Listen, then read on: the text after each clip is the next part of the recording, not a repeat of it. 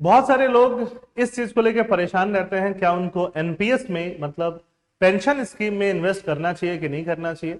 जब आप अपने 20s में हो या 30s में हो और आप सोच रहे हो रिटायरमेंट के बाद क्या होगा, अगर आप एक प्राइवेट इंडिविजुअल हो जो प्राइवेट जॉब करता है या फिर बिजनेसेस करता है और रिटायरमेंट को लेकर सोच रहा है कि रिटायरमेंट के टाइम पे पैसे कहां से आएंगे, क्योंकि एक टाइम के बाद आप रिटायर हो जाओगे, काम नहीं करोगे, 60 हो, 65 हो, किसी भी एज में 55 हो, आप क्या हो जाओगे, रिटायर हो जाओगे। या फिर अगर आप एक ऐसे गवर्नमेंट एम्प्लॉय हो जिनको पेंशन नहीं मिलता, आप कॉन्ट्रैक्ट पे हो, तो वैसे लोग पेंशन के लिए क्या करें, उनके लिए है एनपीएस।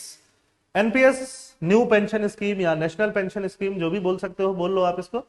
तो एनपीएस का रिटर्न कैसे होता है, अगर एनपीएस में आप इन्वेस्टमेंट करते हो, 5000 इन्वेस्टमेंट करते हो, बस 5000 हर मंथ, 5000 हर मंथ करते हो 30 इयर्स के लिए, और मान लेते हैं कि 10% का इसको आपको इंटरेस्ट मिलेगा, तो 30 इयर्स के बाद, अगर आपकी एज 30 इयर्स है, जब आप 60 इयर्स के होगे तो आपके पास कितना होगा, 1.1 करोड़ रुपया हो जाएगा।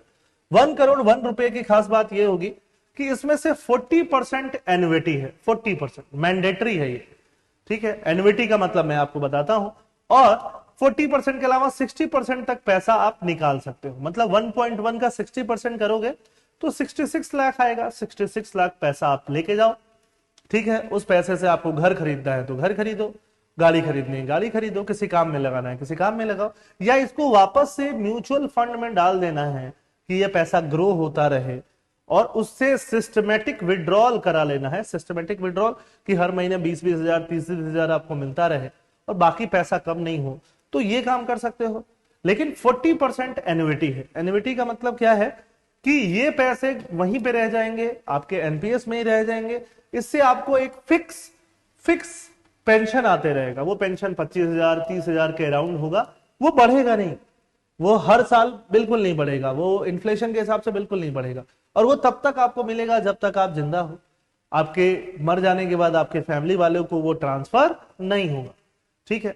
लेकिन ये वाला क्या है, ये पैसा जो आप निकाले 66 लाख, इसका आप सिस्टमैटिक विड्रॉल प्रोग्राम में लगाते हो, म्यूचुअल फंड में, यहां से आप पैसे क्या कर सकते हो, निकाल सकते हो, है ना। आपके गुजर जाने के बाद ये आपके फैमिली वालों को ट्रांसफर हो जाएगा।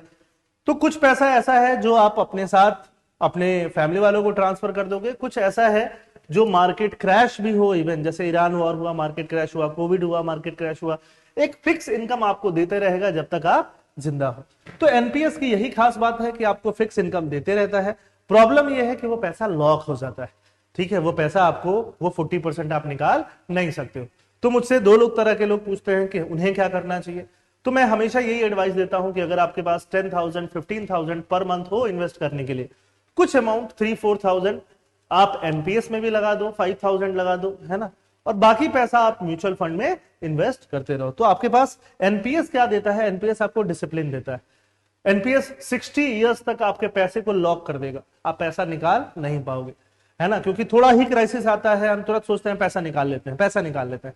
तो म्यूचुअल फंड लोग 100 बार तोड़ देते हैं, म्यूचुअल फंड आप लोग हर 2 साल 4 साल 5 साल बाद तोड़ते जाते हैं, ठीक है। पैसा जब मर्जी तब निकालते जाते हैं। तो म्यूचुअल फंड से पैसा डिसिप्लिन से बिल्ड होगा, यहां पे आपको जबरदस्ती करवाया जा रहा है। तो आप ऐसे इंसान हो जो अपने पे काबू नहीं रख सकते हो तो एनपीएस में करो। आप एक ऐसे इंसान हो जो बहुत खर्चीले नहीं हो, अपने आप को कंट्रोल में रखते हो, काबू में रखते हो, तो म्यूचुअल फंड में करो, ठीक है। थैंक यू, जय हिंद।